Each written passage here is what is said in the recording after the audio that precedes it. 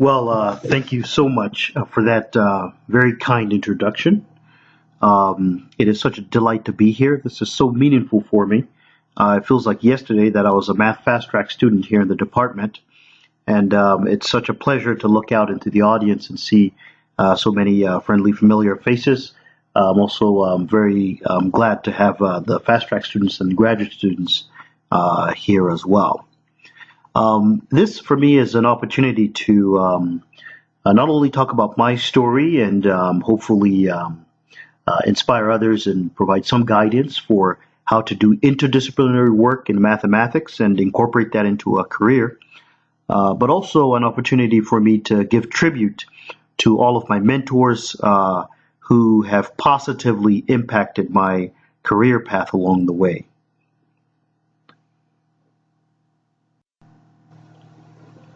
The outline of my talk is as follows. I start out with a quick introduction, of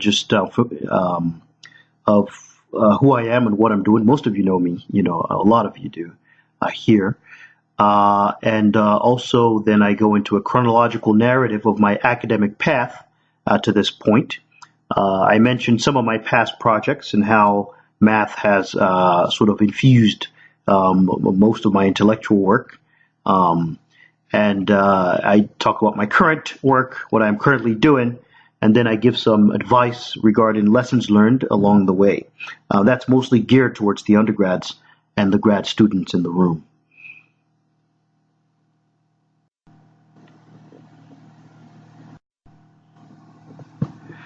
So again, I'm Stephen Odaibo. I am currently the only retina specialist in the world with graduate degrees and training in mathematics and in computer science. I currently practice at the Medical Associates Clinic in Dubuque, Iowa. And I co-founded a company, Retina-AI, alongside my brother. And we are using artificial intelligence methods to improve retina care.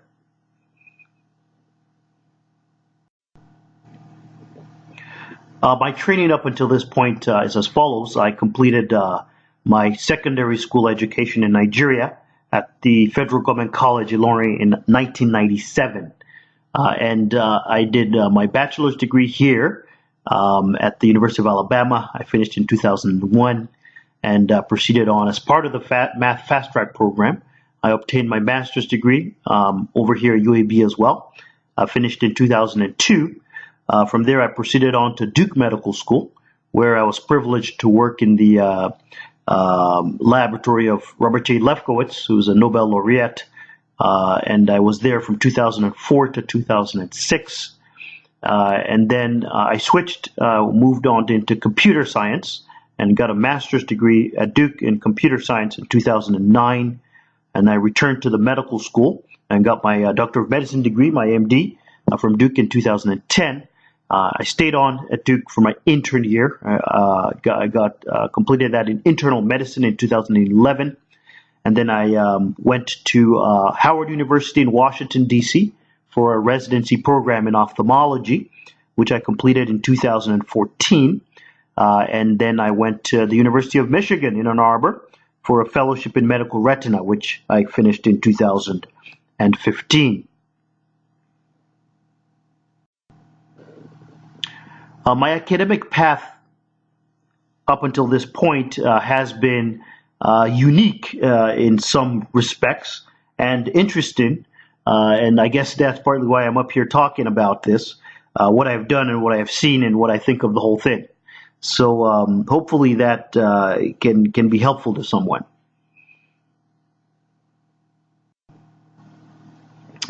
So this picture here is something of an illustration of what the path ahead might be for those of you just wondering. It might include things like sea monsters and dragons and pirate ships and the like, and there's no clear blueprint. It's obviously not a straight path, and that's just true for most of us. And in hindsight, it's easy to reconstruct a story and make it sound like it was all laid out, but in reality, you navigate through things with the right principles and hopefully you're able to get to where you want to be. This is just my story, and I hope that it's again going to be helpful. I'll talk about some of the challenges, and that's what I'm trying to represent here with this picture, as well as some of the joys. You will run into wonderful people along the way, and making sure that you avail yourself of their time, of their experience, and of their guidance would serve you well. So I began my journey I was born in Nigeria, which is this lovely country right there at the bend of West Africa. You can see on the map right over there. Nigeria is a dynamic country of approximately 180 million people, and it has the 26th largest GDP in the world, which is something that you probably didn't know. I was born there, did my education there all through the end of high school up until I was 17. I attended the federal government college, Ilorin. I was a starter in the basketball team. That was a big part of my secondary school experience. For those who don't know, secondary school is it is a combination of middle school and high school. So it's 6 years. You typically start when you're 10 or 11 and finish when you're 17 or 18 years old. In the first part of it, the first 3 years, called the junior secondary level, I was really blessed to be an academic standout. I won first place prize in roughly 10 out of 14 subject areas. By the senior years, the last 3 years, I had sort of decided to devote 100% of my time to basketball. So I spent barely any time in a classroom.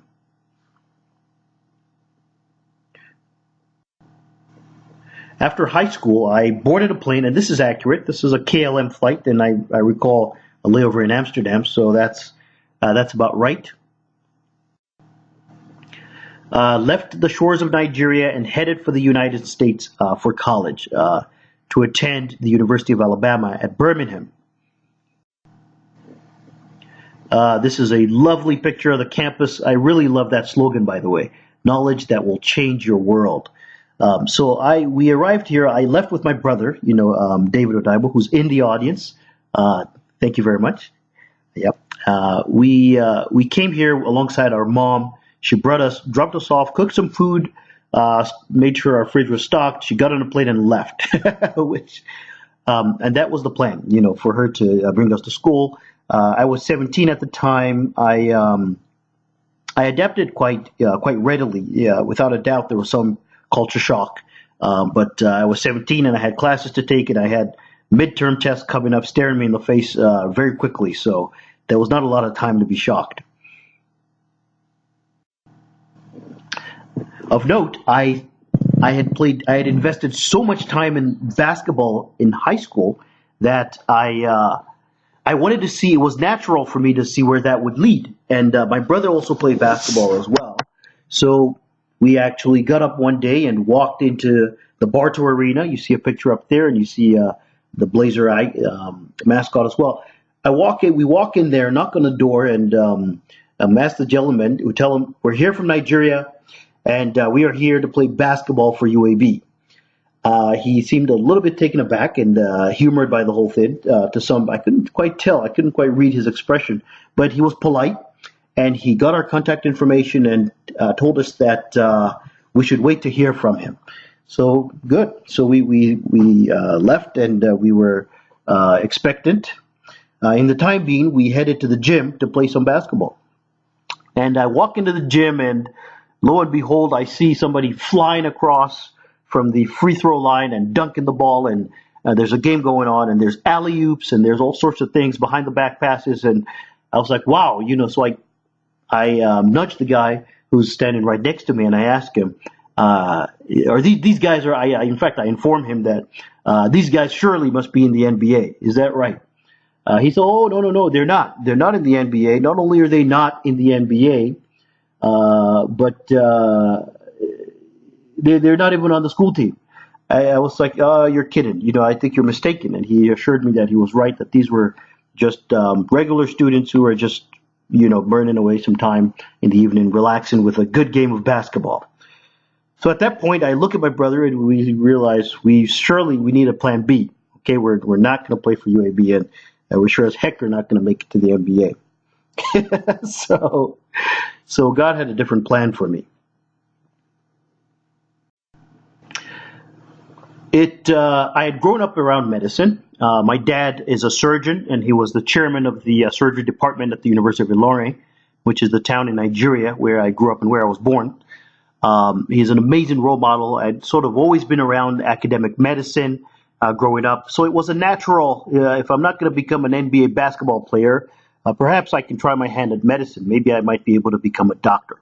My dad is highly distinguished, fellow of the Royal College of Surgeons of Edinburgh, fellow of the Royal College of Surgeons of England, fellow of the American College of Surgeons, and just a kind person all around. So I said, maybe I can become like my dad. So I decided to become a pre-med biology major.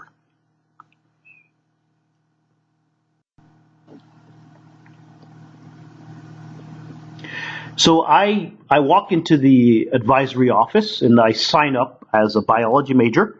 I talk to my advisor and she tells me that to be a biology major, you have to take some math classes. And you have to take a whole lot of math classes, in particular N, where N is a large number approaching infinity. You take these classes one semester after the other in a sequence that hopefully will converge to Calculus 1. And at which point you'll be done with your math requirements. So I say, oh, wow, sure, I'm here, I'll do what I'm told, and let's do this. Nonetheless, through the grapevine, I hear that there are these things called placement tests that you can take. So I walk into the placement test office at UAB, and I sit down and take the first one, and in my mind, I think that, I'll probably hear back in a month or 2 or 3. So I hand the lady my paper, and I'm walking out of the room, and she says, whoa, where are you going? I said, I'm done. I just finished the test. She says, yeah, you just wait here. I'll grade the paper, and I'll tell you what happens next. So I did that. And within a minute, she was done grading. She said, it was multiple choice. She said, you passed. You can take the next placement test. You don't have to take that class anymore. I'm like, really? So I sit down, and we do this, and I pass the next one and the next one. There were 6 in particular. And at the end of the 6th one, I miss it by 1 point. And she says, wow, I say, wow, that's great. I'm excited that I just cut out probably a year or 2 of math requirements and saved a lot of money. And she says, well, that's not the end of it. You can go home, study, and come back tomorrow and take it again.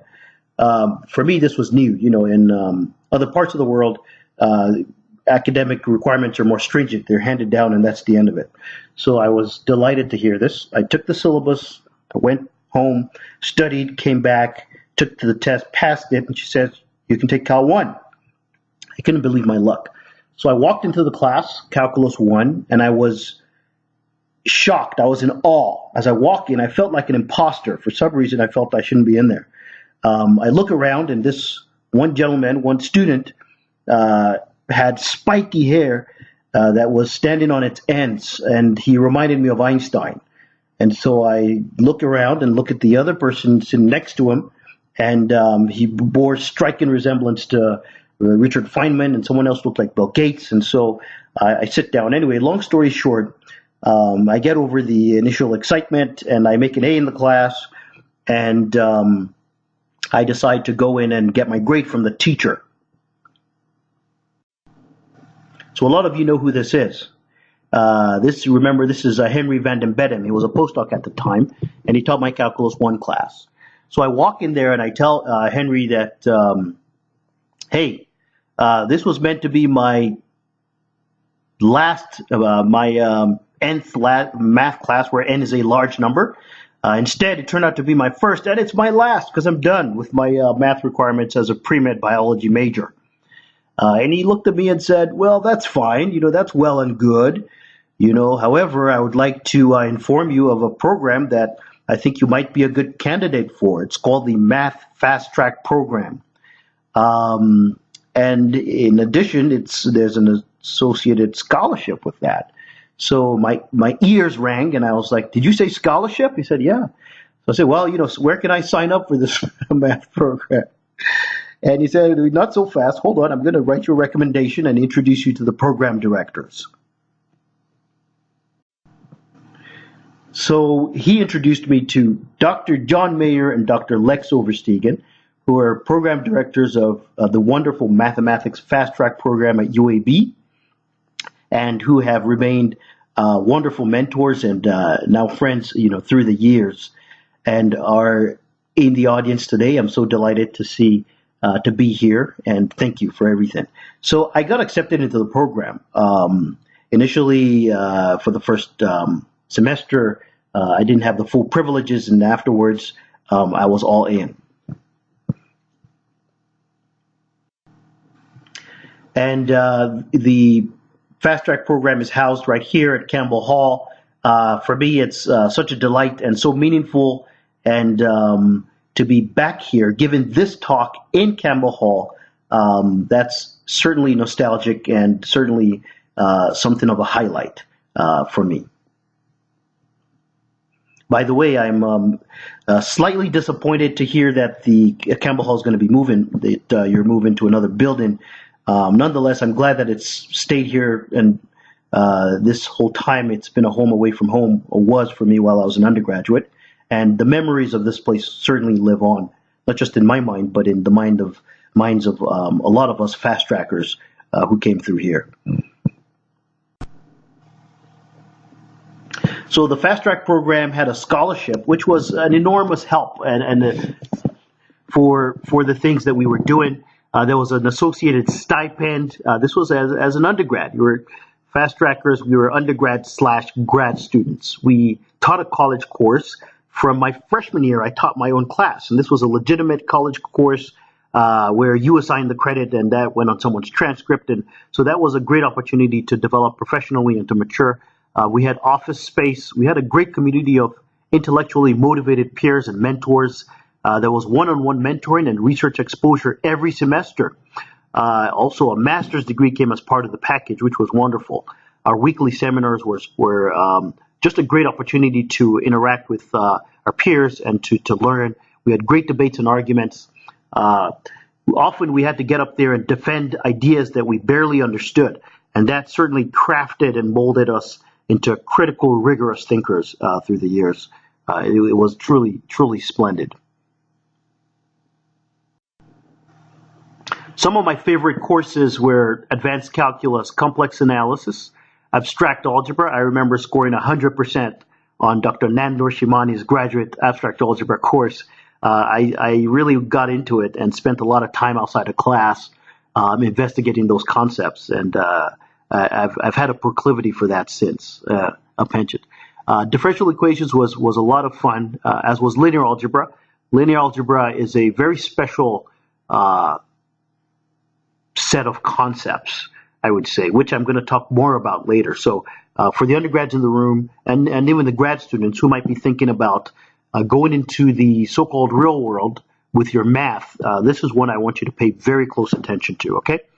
In addition to that, I also really loved art history and biology. Biology was fascinating in the way that it was taught.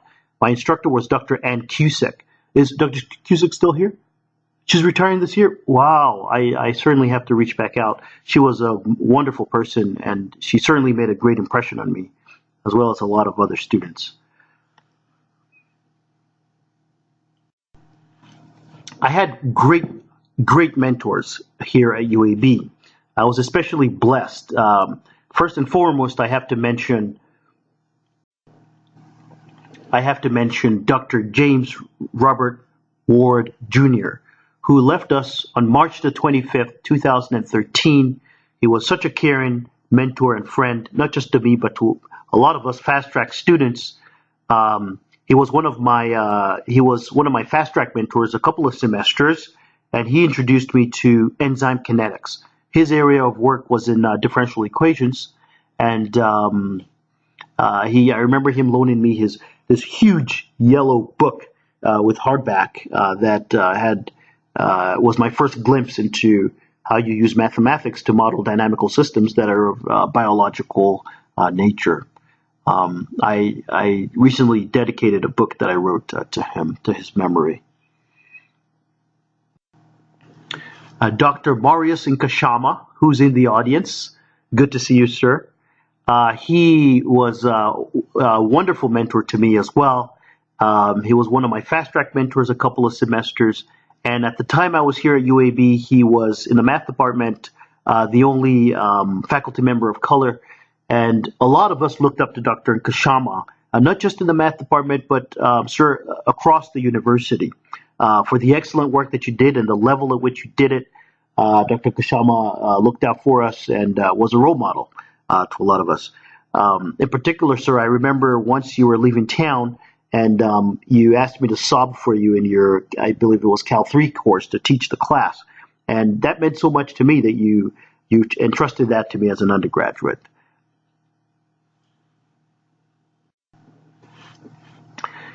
Anyone know who this is? Yes, this is Dr. Michael Quick. He was here in the neurobiology department. While I was an undergrad, I was connected with the Quick Lab. It was located over at the Civitan Research Center on the other side of campus. And so I remember I would run between classes and I would spend my time in the lab. It was my first wet bench experience. We studied GABA transporters in the Xenopus laevis oocyte. That's an African frog and its egg. And we did electrophysiology experiments. It was wonderful for me to see how science gets done, how scientific experiments are done. I was really cared for in the lab. I remember being sponsored to go out to meetings such as the Neuroscience Convention in San Diego. And Dr. Quick was one of my referees for medical school. He currently is the provost at the University of Southern California, and he and I remain very much in touch. So I was really blessed by my time at UAB. I was finishing up in 2002 with a master's degree in hand. I had done well in school. I was finishing magna cum laude. I had done well on the medical school entrance examinations. I had research experience and already a unique curricula vitae at that point. I got into a lot of top programs in the country. All said and done, I was declining interview offers from Stanford and Columbia. I had my eyes set on Duke University. I had gotten recruited there by Dr. Brenda Armstrong, and Duke it was.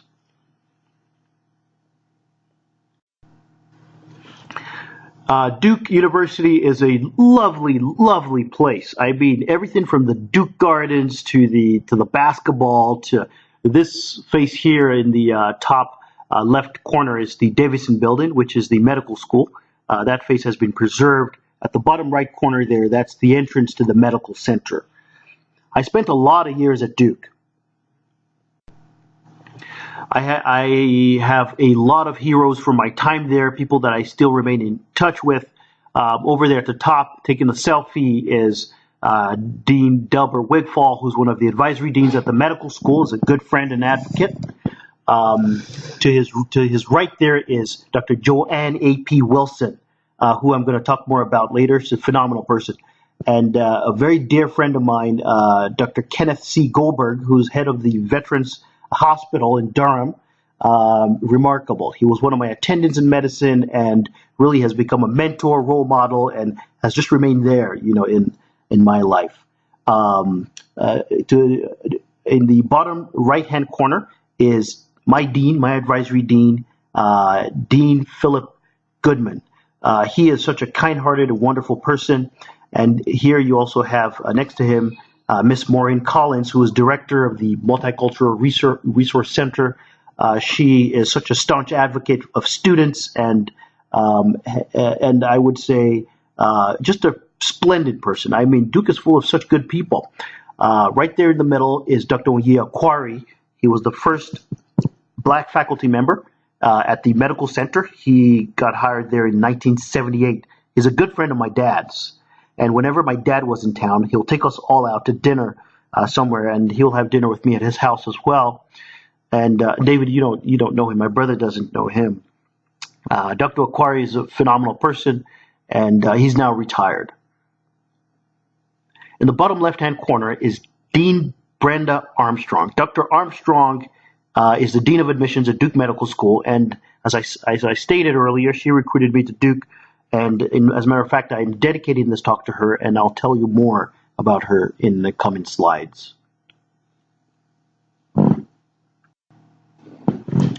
So Dr. Armstrong is Dean of Admissions at Duke University School of Medicine. She's held that role for 21 years now, since 1997, with absolute excellence, and the medical school has grown in its renown and in all other areas as well, from diversity, inclusion, excellence in research, and has really solidified its position under her service. Her contribution and her legacy, her imprint on the medical center and the medical school has been indelible, in particular through the recruitment of now generations and generations of Duke Medical School alumni, of which I have been privileged to be a part.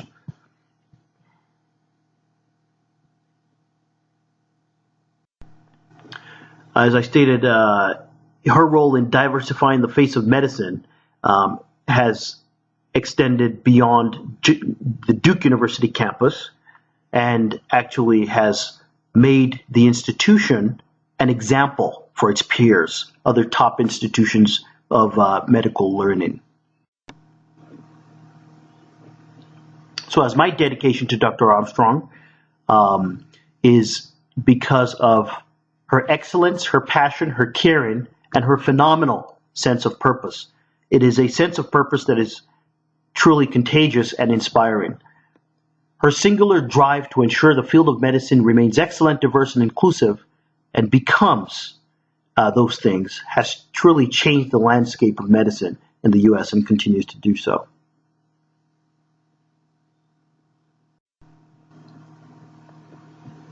Someone else that I love to talk about whenever given the opportunity is Dr. Joanne A.P. Wilson. During my time at Duke and till now, she has been a mentor, a friend, a role model. She is the second African-American woman to be admitted to Duke School of Medicine. This was in the year 1969. And she graduated valedictorian of her medical school class. Truly, truly remarkable. And she topped her class in several subject areas. After leaving Duke, she proceeded to the Brigham at Harvard and then to the DCVA to become a gastroenterologist. She then returned to Duke by way of Ann Arbor.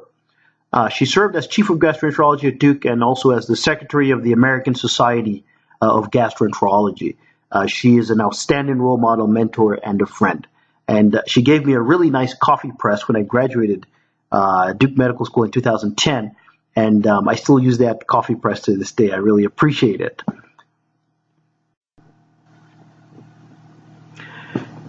Some of my best years at Duke were spent in the laboratory of Dr. Robert J. Lefkowitz. He is a remarkable person. He won the Nobel Prize in 2012. He studied G protein coupled receptor for over 30 years. And he really crafted the story. What I learned from him is sort of the craft of coming up persistently and with laser focus, exploring nature's secrets and uncovering them with persistence. He did that, and what he's most remarkable for, in my mind, is truly his mentoring. At the time I was in Bob Lefkowitz's lab, he was already the most distinguished faculty member at Duke, but somehow he made 30 minutes a day of time to talk to me. And the Bob on the top left-hand corner is the photo op.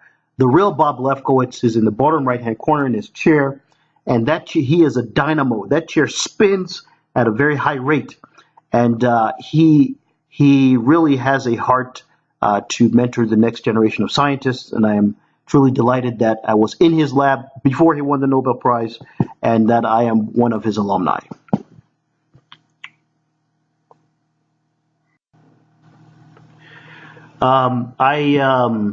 I had started out, as you know by now, as a mathematician and went on to medical school as part of a continuum, not switching necessarily.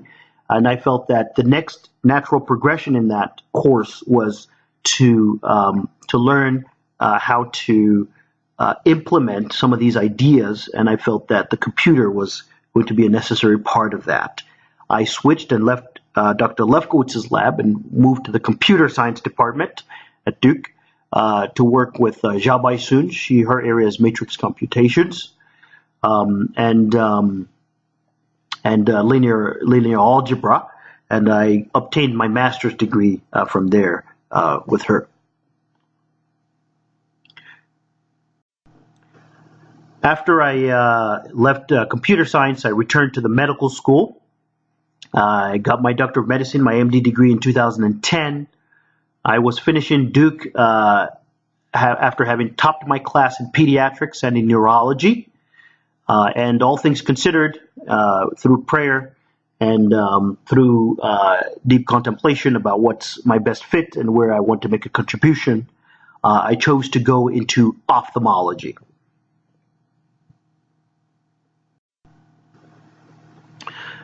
I remained at Duke for my intern year in internal medicine. It was quite a year, perhaps more a rite of passage necessarily than a learning opportunity. This was before the work hour regulation shifts. You could still work 36 hours straight. I remember one particular night getting paged 250 times in one night.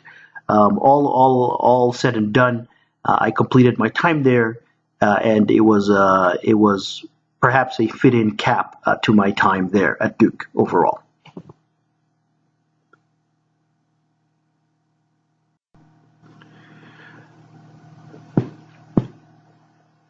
After I left Duke, I proceeded to Howard University in Washington, D.C. for my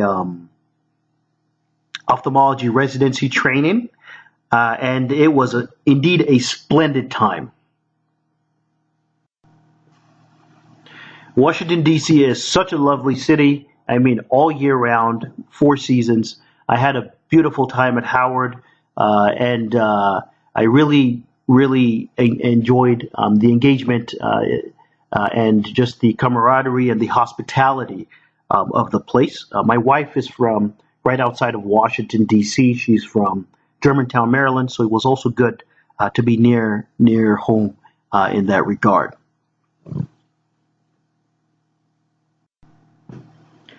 Someone that truly impacted my life during my time at Howard, and that I was truly blessed to know, is my chairman, Dr. Robert Copeland Jr. He passed away suddenly on April the 11th, 2016. He was a true mentor and a friend to me. He was someone who saw everybody and who paid particular attention to everyone, from the janitor to his peers who were fellow chairs. And he was larger than life. He was someone who was so particular about excellence and about doing your best. And he certainly left an impression on me. With his guidance, as I left Howard, I had my pick of anywhere I wanted to go in the United States for my further training in retina.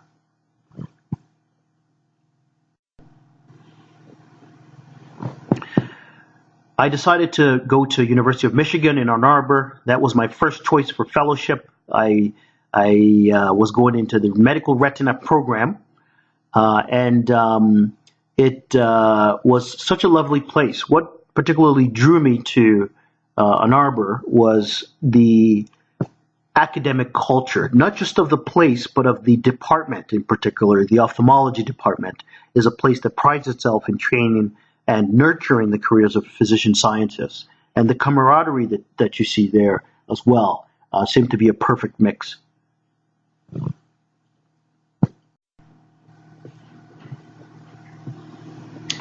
I was in the Medical Retina Fellowship Program from 2014 to 2015. It was a truly special time and a special place. It's an excellent department. I developed great friendships there. They're great mentors, teachers, and role models.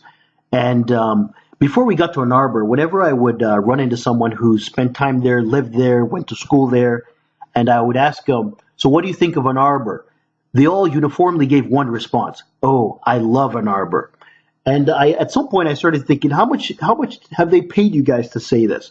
But here we are. We had such a blast, and we love Ann Arbor, without a doubt. It truly is a wonderful place. The town itself is just really lovely. Where we lived was this. I took this picture. This is our backyard. And the Huron River is a small, accessible river that winds around town, and you can go kayaking, canoeing, swimming. You can swim in it. And I had this scenic walk from our place to where I worked at the Kellogg Ice Center, and literally daily it was turtles and geese and all sorts of flowers, and it was truly idyllic. Everything they say is true about Ann Arbor, and they didn't pay me anything to say that either. The Kellogg Ice Center, fascinating place, all star-studded faculty. At the top left-hand corner, there's Dr. Paul Lee. He was vice chair of research at Duke when I was at Duke as a medical student. At Michigan, he was my chairman. In the center picture, that's Dr. Mark Johnson, one of my mentors. He's currently the president of the Retina Society. In his top left is Dr. Rajesh Rao. His top right is Dr. John Heckenlively, and to his right is my fellowship program director, Dr. Susan Elner, a lovely, wonderful person. And down there, right underneath her, is her husband, Dr. Victor Elner. He's actually not a retinologist, not a retina specialist. He made the picture because of just his vast knowledge and his eagerness to dispense it. And so he teaches, he mentors, and I learned so much from him. He's a ocular pathologist and oculoplastic specialist. At the bottom left hand of the picture there is somebody in a similar category. I would say that's Dr. Jonathan Trobe, and he is so full of common sense. He's actually a neuro-ophthalmologist who was editor-in-chief of the Journal of Neuro-Ophthalmology for several years. And I learned so much from him in grand rounds. Matter of fact, I would often engage him in argument just so I can learn even more. And that was a lot of fun. It was a wonderful place.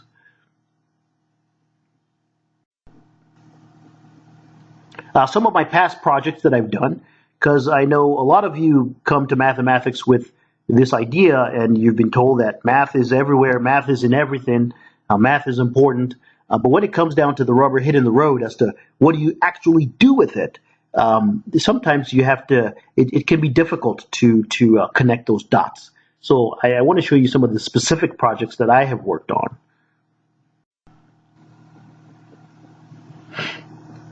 So I worked on geometric optics in the human cornea. That was a research project of mine. I did that during my residency, and I presented the first quantitative demonstration of non-paraxial light bending in the human cornea, basically ray tracing. And MIT does this thing, MIT Technology Review, where they pick out what they deem the best papers from the archive on a weekly basis. And in October 2012, my paper was picked as one of the best from physics or computer science, and that was truly an honor. I've also worked on mathematical modeling of receptive fields of neurons in the human visual system. Basically, whenever you look at something, your neurons fire in a certain way, and that response to the visual scene is described mathematically. And so I was able to come up with a better model that's better fitting for a certain scenario, in particular motion processing neurons. That work won me another award. That was it got the Best Resident Research Award at the 23rd Washington Retina Symposium in 2013. Some of the other work I've done have been educational in nature. I wrote a book describing the quantum mechanical underpinnings of the MRI. And I also wrote a book on finite group theory, that's abstract mathematical algebra.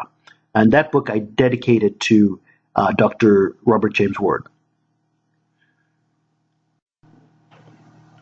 Here's my book on quantum mechanics. It's titled Quantum Mechanics and the MRI Machine. I published that in 2012. Here is my book on finite group theory. It's titled The Form of Finite Groups, a course on finite group theory. And I published this one here in 2016.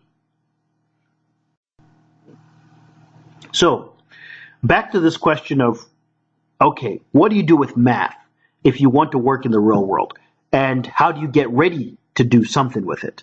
Again, I have to caveat this as my opinion, okay? Is that real world problems come in the form AX equals B. More precisely, real world problems can be cast into the form AX equals B. And that cast in itself is research and is very important work. Now, I understand that the real world is in general nonlinear. However, the problems we can and do solve are locally linear problems, and almost every nonlinear solution method is a locally linear approximation of a more dynamic, complex system. So whatever courses can help you understand this expression is a good one. Okay? Now, again, this is my opinion. This is my opinion. The two most important, and by important I say / applicable, okay? And I have a little escape to this. To whoever feels uncomfortable by this, I have something to placate you in a coming slide. The two most important applicable mathematical concepts, in my opinion, are basis space representations and linear combinations. For example, as in the Fourier transform, and courses that would inform this type of knowledge and intuition is linear algebra. Linear algebra is a vastly important course. Okay, you cannot underestimate that. The other thing that you cannot get away from in the physical world, in the real world, if you want to work on Wall Street, in finance, in stocks, in physics, in meteorology, in the retina, wherever you want to be, is the notion of gradients, rates of change. Things change, and we want to know why they change and how they change and what makes them change. That's simply a gradient. So optimization methods, courses such as calculus and differential equations are vastly important for this process. Now, if I was forced to pick just one of these two, I would pick the first one simply because the gradient itself is a linear operator, which so can be cast and then completely embedded and described by number one. So basis space representations and linear combinations are vastly important things, okay? For example, if you have a physical system and you know the way an operator acts on its eigenvectors or the eigenvectors of the description of a space, you know everything there is to know about that system. So here's my bribe, if you will, to people who are theorists and purists, of which I am of sorts that, depending on what year you catch me. A lot of mathematics is not just about utility, but about beauty and elegance. It's not just about solving problems. It's not just about getting something that we can use today. As I would say, as Shakespeare did, that beauty too rich for use, for earth too dear.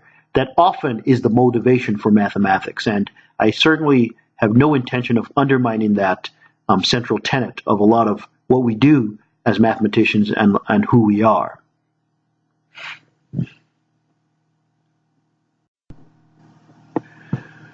So, completed my fellowship in Ann Arbor, I was truly, truly honored by an opportunity to stay on the faculty at the University of Michigan. I would say that's for me a highlight of my career of sorts, that I had the opportunity to do that.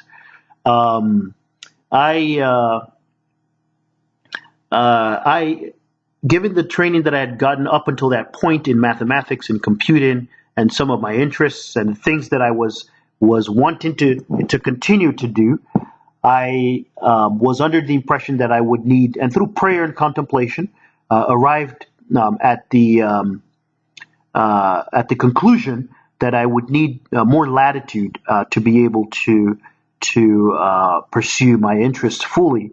So I took a job in Dubuque, Iowa, and I practice retina 3 days out of the week, and 2 days out of the week I do private research, which I would say more about shortly.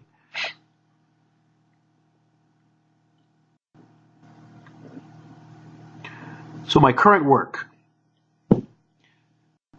It's a natural question to ask, that after all this training and after all these places that I've been, what do I do today?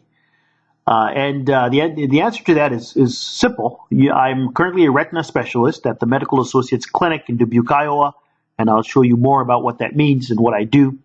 In addition, I co-founded a company, Retina-AI. It's a software company, and we use artificial intelligence methods to come up with better ways, more efficient ways, more accurate ways to diagnose and ultimately treat retinal diseases, to work side by side retina specialists such as myself.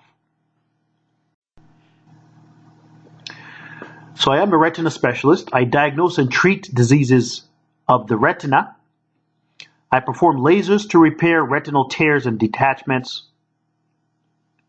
I perform eye injections to treat a number of conditions such as macular degeneration, diabetic retinopathy, and retinal vascular occlusions. We also treat a number of these conditions with laser, such as vascular occlusions and diabetic retinopathy. A lot of the work involves, the decision-making involves looking at images, interpreting them, coming up with diagnoses, and then an actionable plan.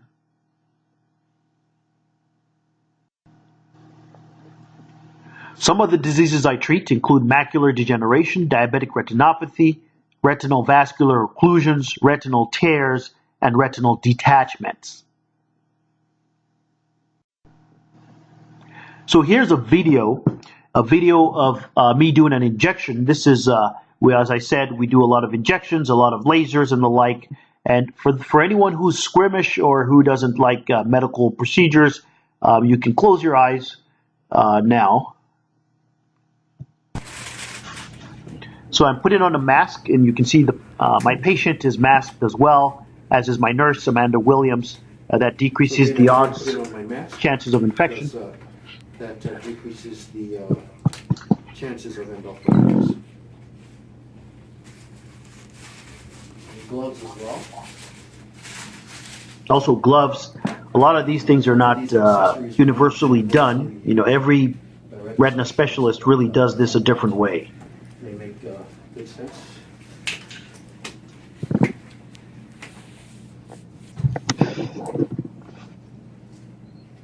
So my first step here is that's the medication. The syringe, and I will. That's in the syringe. I'm expressing bubbles out of it. That are in there, I would also adjust. And we have to get it to the exact volume. There's essentially no room for error in the eye. 5 cc's is where I have that on. Okay.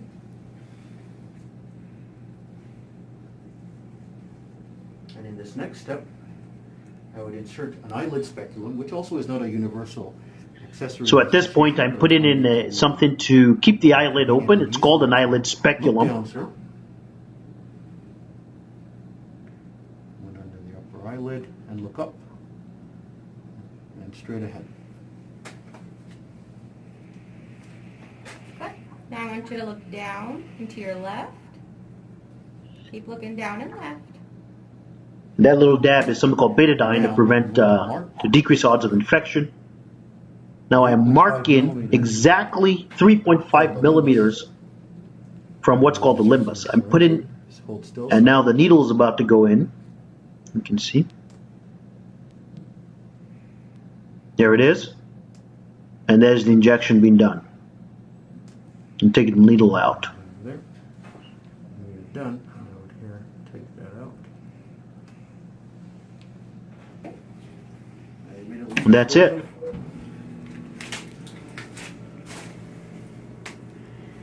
Well, we're done. So this is that's just one of what I do, and we will do several of these in a given day in the office.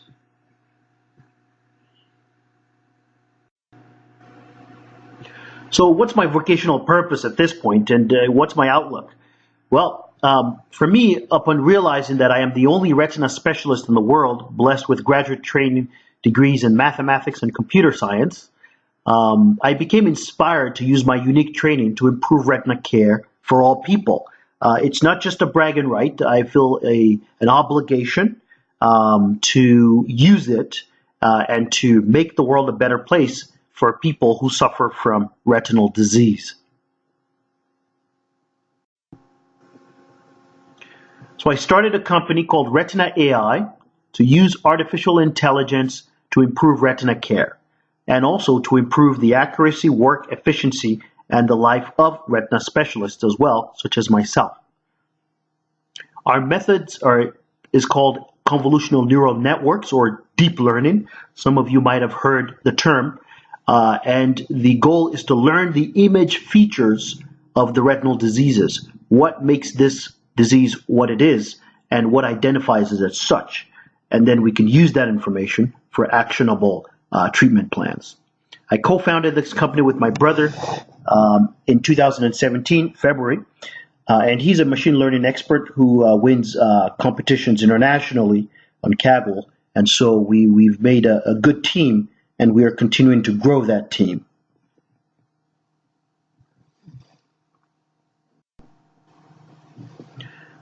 This is some illustration of some retinal conditions and some of the imaging that we analyze.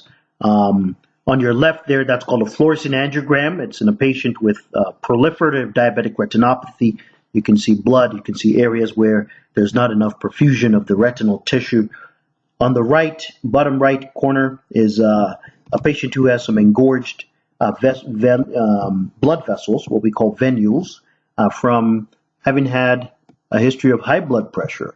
The technical term for that condition is a central retinal vein occlusion.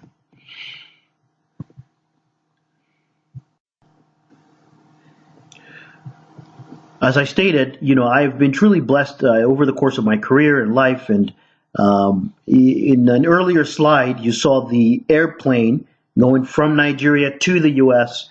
Now we have international collaborators, and the plane now often is going the opposite direction.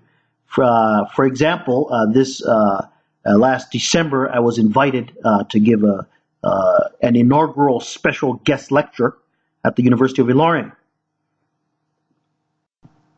That for me was such a meaningful experience. I was born in that hospital, and I was going back as a guest lecturer to give lectures on intravitreal injections as well as retinal lasers for retinal tears and detachments.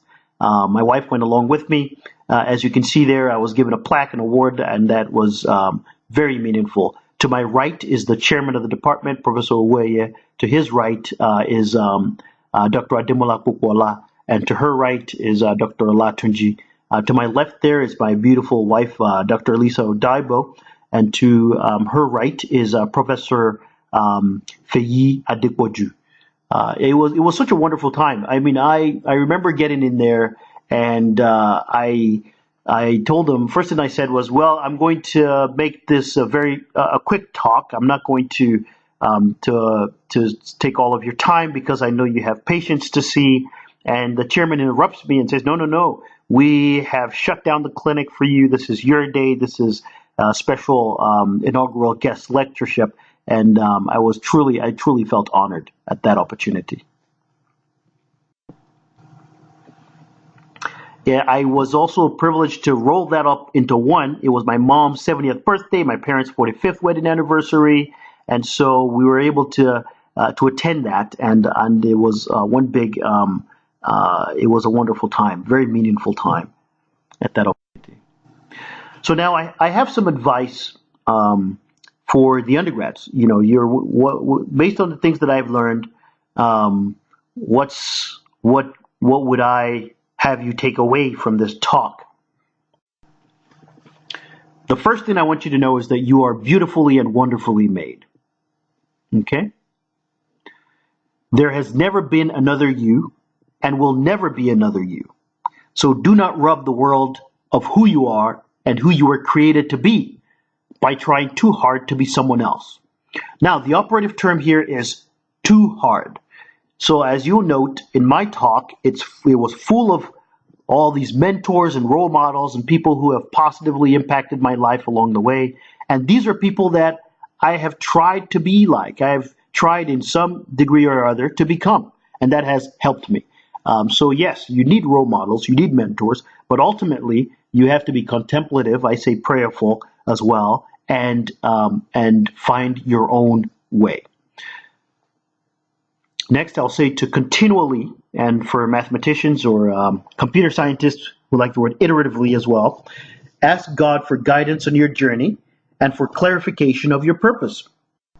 Okay, so this picture makes a comeback, and at this point, a map that looks like this may still be daunting, right? Yes, indeed, there be dragons. But I do want you to know that you can slay them if you choose the right approach for your unique journey. Okay? And basically, to reiterate its importance, you must continually and iteratively ask God for guidance on your journey and for clarification of your purpose. In addition, work hard and stay focused. Thank you for your kind attention. It has truly, truly been an honor.